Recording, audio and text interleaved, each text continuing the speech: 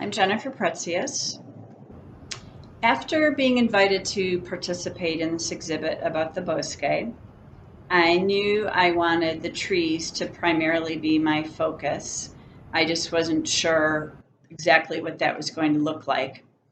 So I started spending a lot of time there, hiking and exploring, and I noticed all these stumps of cottonwood trees and wondered what brought them down, whether it was an infestation or the years of extended drought we've been experiencing here in the Southwest, or were they just at the end of their lifespan, since typically cottonwood trees only live about 80 to 100 years?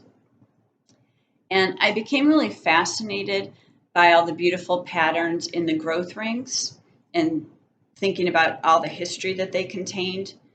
So I started doing rubbings of those on mulberry paper and decided to make that the primary focus of the work.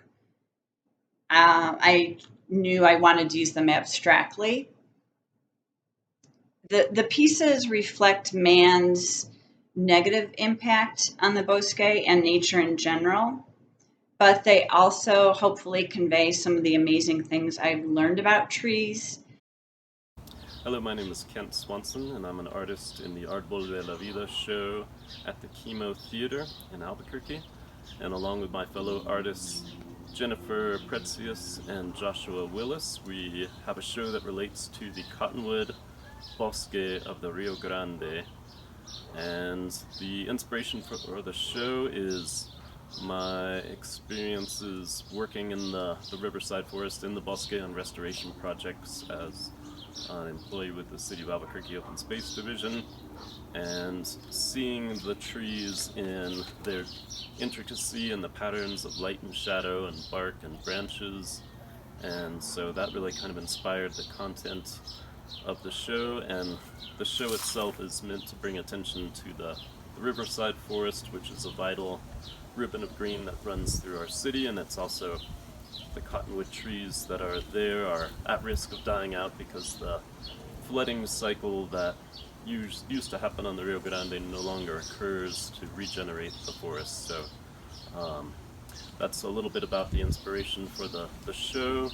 And in terms of the materials, I worked in woodblock printing, which are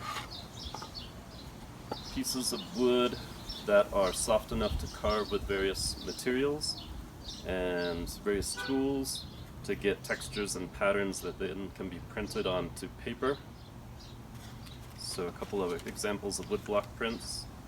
And the process, the medium really lends itself to kind of a meditative process of carving the wood and really looking at the grains that are in each woodblock and relating to how that ties into the natural patterns of the bosque. Hello, my name is Joshua Willis. I am an art maker, and I am going to describe my process and my materials a little bit here. So this piece is called Constellation, and it's a good example of my work. The materials are very unique. They are unique to New Mexico. Basically everything that you see on this piece was collected over the course of 4 years in the state of New Mexico. So this piece of metal here is part of an old car called the Rambler. This is part of an old avocado green refrigerator that was illegally dumped in an open space site.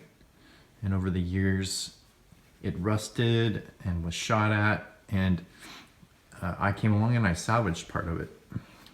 This piece here is also part of a refrigerator that I salvaged, and then we have some signage here, old signage here. And so I was able to compose all these pieces together into one cohesive piece. And this is just a good example of what a successful Willis piece is the amalgamation of all this random junk that comes together to form something that's new. So that's the materials I use. Another thing I wanted to show you is something about my process. Usually a piece will start out as a drawing, and this is one of my latest drawings, and I can eventually see this becoming something that I make into a wall piece. Thank you.